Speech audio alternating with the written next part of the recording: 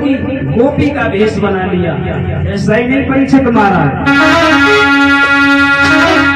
अरे बन गई गोकुल की पुजारिया एक ही पल में।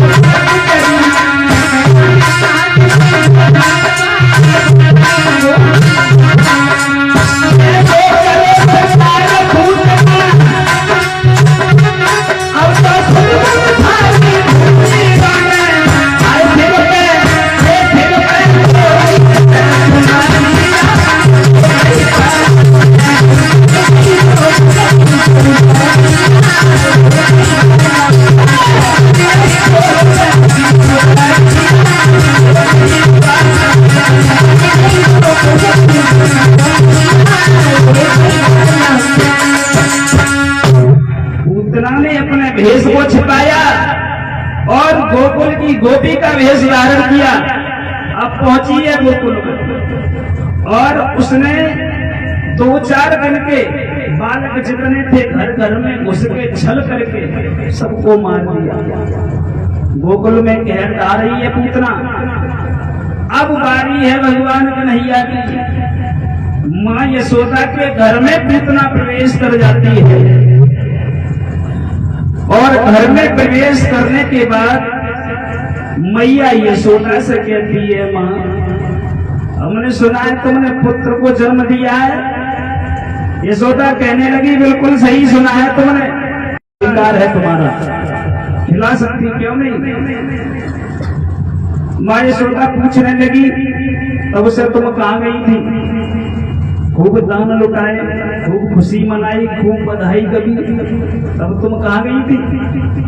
उतना कहने लगी, मैया हम अपने मायके गई थी, अब कल ही लौट के आई है। तो हमने सुना के माँ यशोदा ने वृद्धावस्था में पुत्र को जन्म दिया है, हमें बहुत खुशी हुई ये सुन के, तो हमसे रहा नहीं गया तो मैं चली आई। पूतना ने भगवान कन्हैया को पालने में से उठा लिया। पहले तो खिलाती रही, लेकिन माँ यशोदा किसी घर के काम में लग गई तो उसने नजर चुरा के श्याम सुंदर को और घर के बाहर ले गई, और घर से ही बाहर नहीं गोकुल के बाहर ले गई और दूर ले जाके वनखड़ में उसने अपने विराट भेष को धारण कर लिया। वो गोपी का जो भेष था छुपा दिया। जिस भेष में थी पूतना वो राक्षसी थी। अपने भेष में आकर भगवान कन्हैया को अपने स्तनों का पान कराने लगी, तो स्तनों से विष लगा के आई थी पूतना। भगवान श्याम सुंदर खुशी खुशी उसके स्तनों का पान करने लगे, और जहां तक स्तनों का पान किया कि स्तनों के पान के साथ साथ में पूतना के प्राण पखेरुओं को खींच लिया और पूतना का अंत। बोलिए गोविंद भगवान की।